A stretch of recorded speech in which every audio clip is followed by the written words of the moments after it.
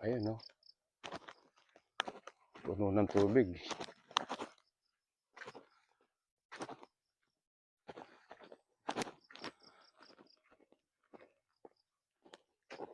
Kanina kasi ang lakas ng ulan dun, kaya hindi kayo makakani.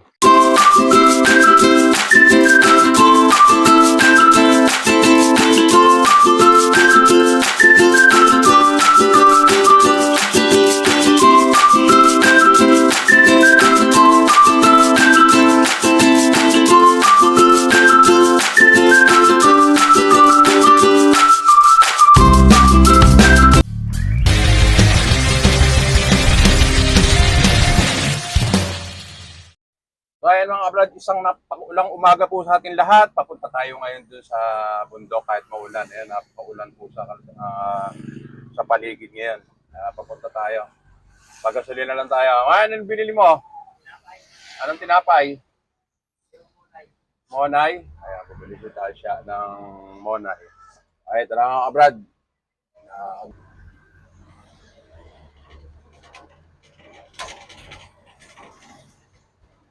Basang-basa ang paligid natin mga kabrad. Saka tinanghali na rin tayo dahil nagluto pa.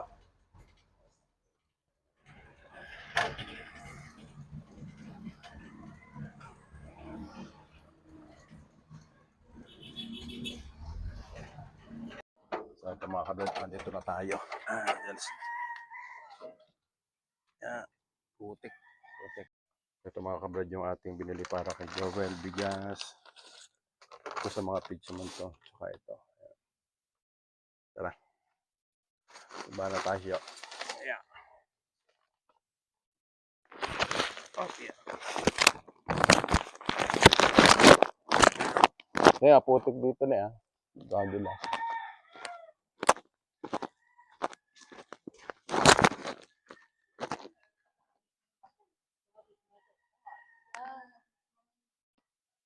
Dito na yung bigas ah. Dala ko na.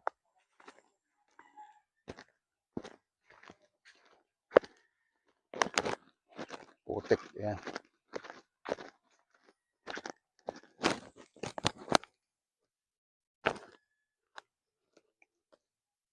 Ay, sabi mo nga kay Mimo, yung bag ko pala. Dalhin niya. Sukbit niya sa kanya.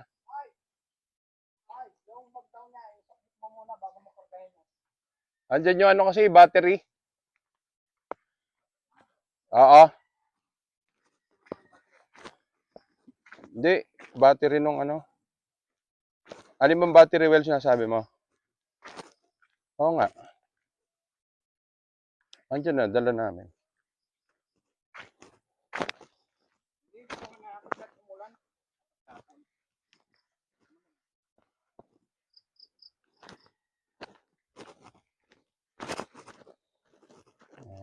Putik.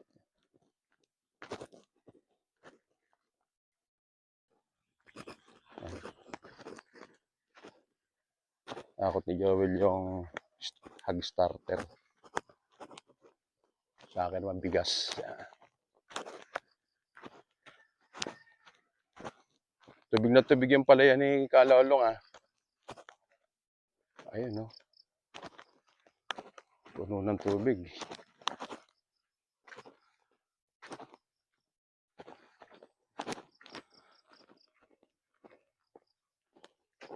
Kanina kasi ang lakas ng ulan dun, kaya hindi kayo makakani. Paalis eh. Dami na rin damo rito. Well, no, ano. Pagka natapos kung i-grass cutter yung ano na yun. Pag ano, i-grass cutter, tutandaan.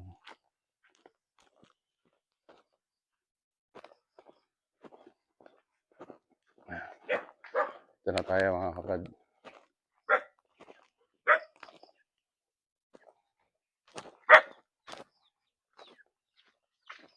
Dito ako nadulas eh. Baka, oo, dito, yan.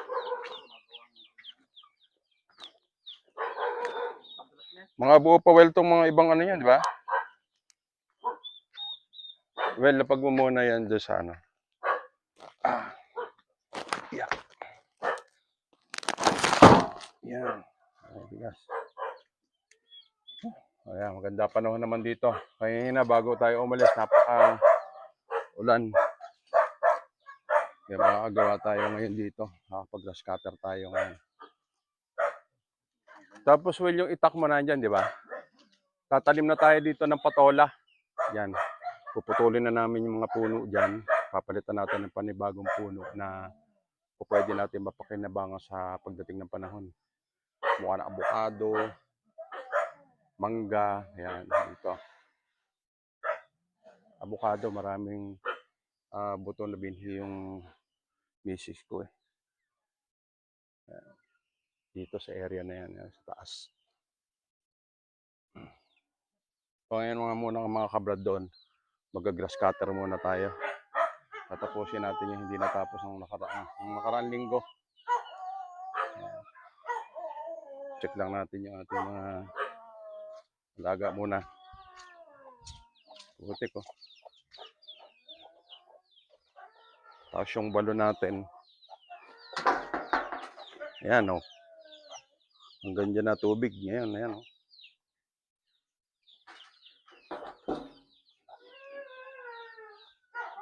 Well, kumusta naman yung ano rito? Kumakain na ulit? Ano nang kumain?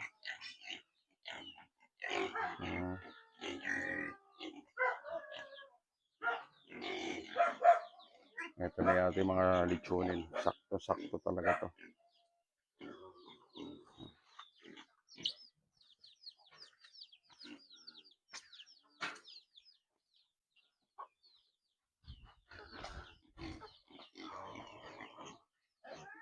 Yeah.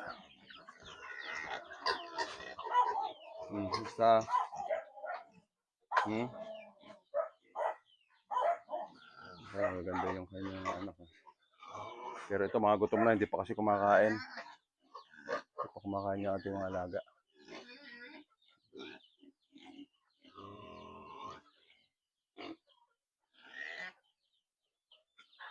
Set muna natin yung ating grass cutter.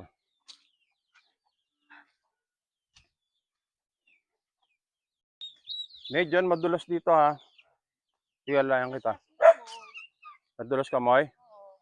Dito, madulas dito. Dito ako nadulas. Nalaglag yung Ipatong mo na lang yan na dyan. Ano ba yan? Nasuha.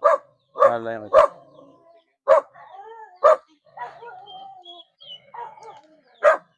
Ay, oo. Dapat yan kita.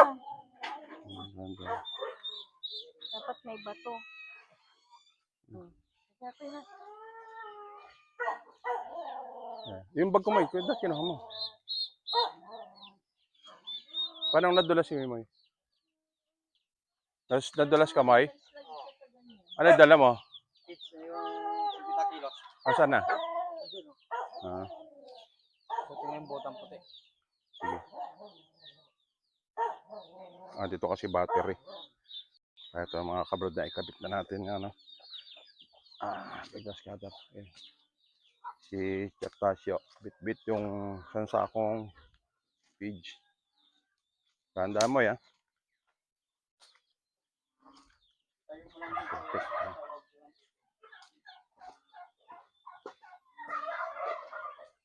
Hindi pa naman natin natatapos yung ano. Ito na. Haba na kagad ng damo.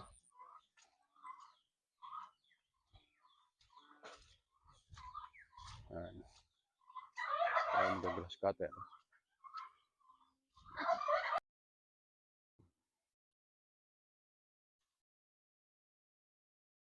Tapos mamaya tatanim na natin dun yung okra at saka pipino. Ngayon grass cutter muna tayo.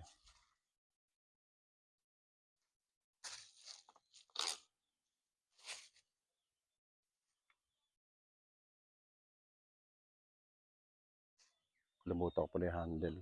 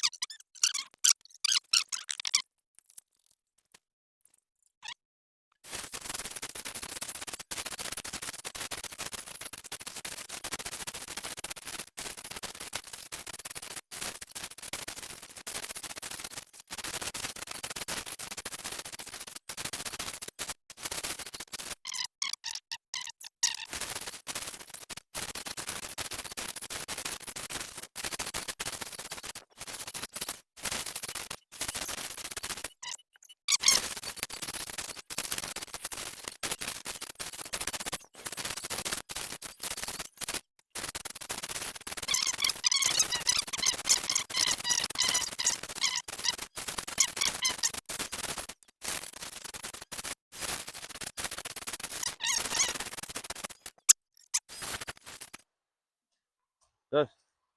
Ayan na. Sinasabi ko, bumuhos. Ayan. Bumuhos na ulan. Sinasabi ko na eh.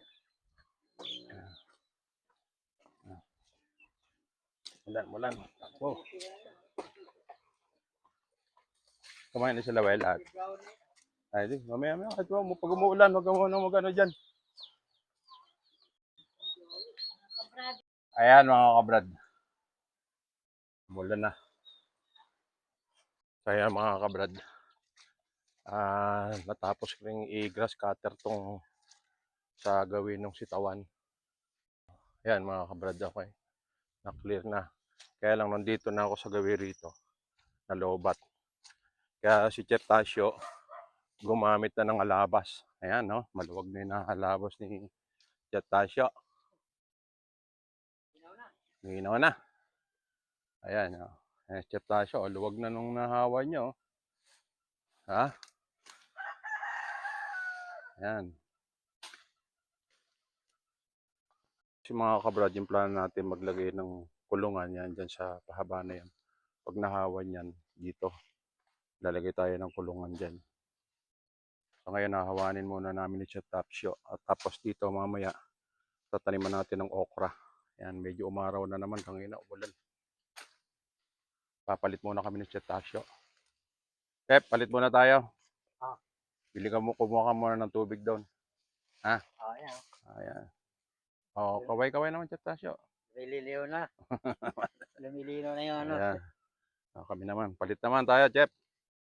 Kuha mo ng tubig. Kuha muna si Chef Tasio at kukuha lang ng tubig sa taas. Medyo malayo-layo din.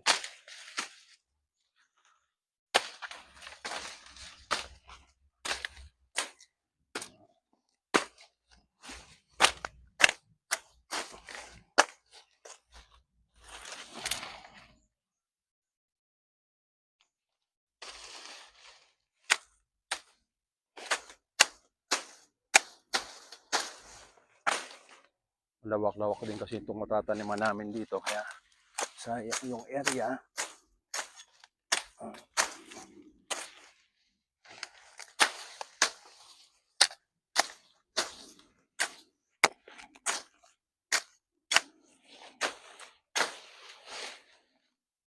yan dito pangawit.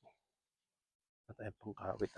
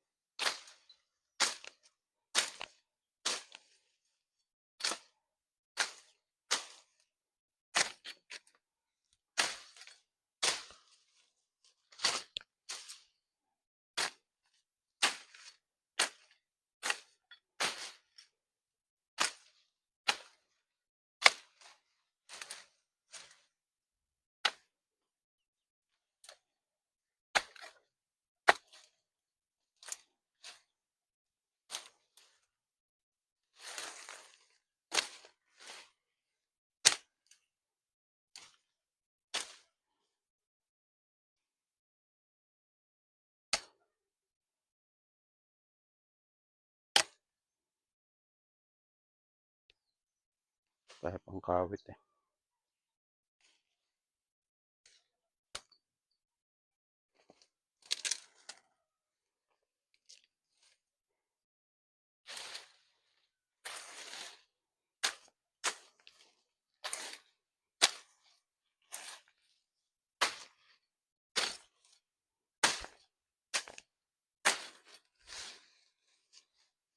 Oh, wala.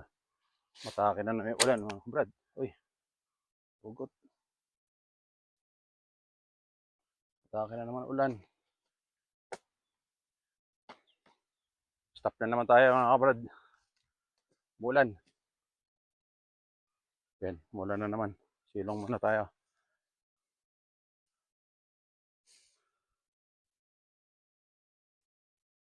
Ayun nga mga kabrad. Parang niloloko tayo ng ulan na. Hihinto, tapos itira. Tingnan naman natin ating mga alaga. Chay! Ito yung mga alaga niya. Nagsisiksikan yung mga anak nito. Gaganda na oh. Kaya lang may mas maliit. Oo.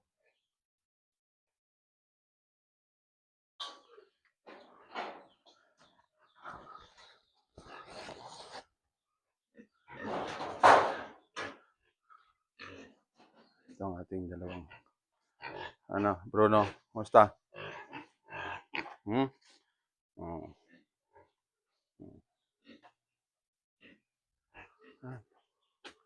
Bumitira na may ulan. Ang daming Madre de Agua. Akitin natin. Mga kabrat, kukuhan muna natin yung Madre de Agua para sa ating mga alaga kahit umuulan. Medyo nampat matarik.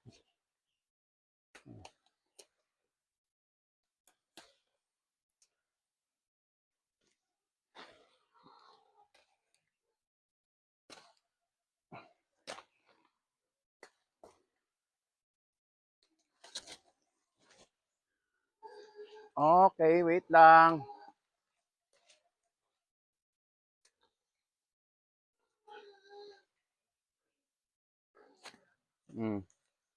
Pero malakas ang ulan. Medyo madulas.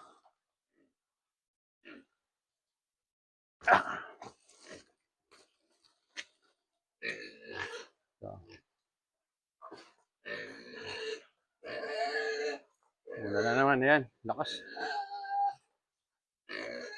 Ayan, meron siyang Madre de Agua. Ito kay Brown.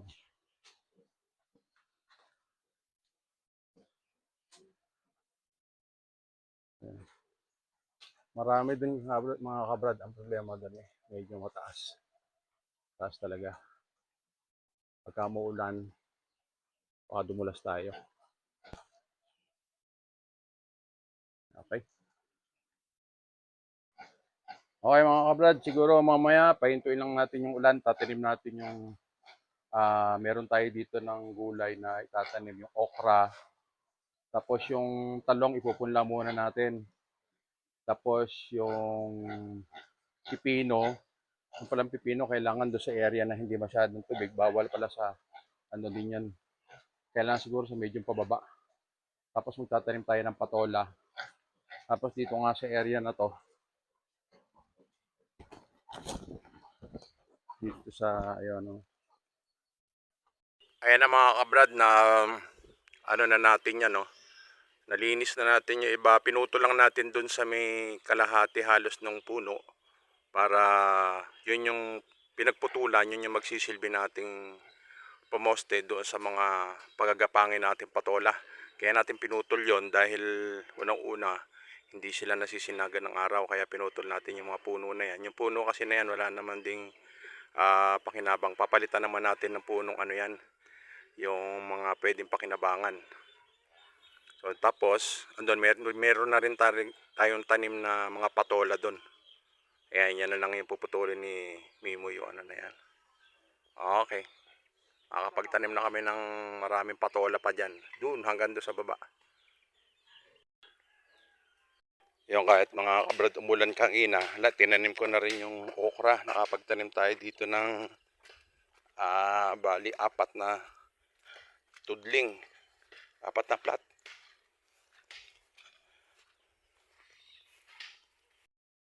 Ayan, dito. Ito, nataniman na natin ito mga kabrad. Yan. 1, 2, 3, 4. 4 na plat ang nakabit na taniman na natin ng okra. Tapos meron dito kapraso lang. Ayan, nataniman na natin. Tapos yun doon, hindi lang namin natapos ni Mimo yung pagtatabas doon. Dahil nagtanim muna kami ng ng patola. Kinlir lang namin yung mga punong mga sagabal dun sa liwanag, yung sa init. Kaya pinutol muna namin. ayun nga mga kabrad, muli. Maulang umaga sa atin lahat. Sa susunod na lang natin i-video yung iba natin mga nagawa rito. Kaya mga kabrad, muli, maraming salamat po. God bless po sa atin lahat.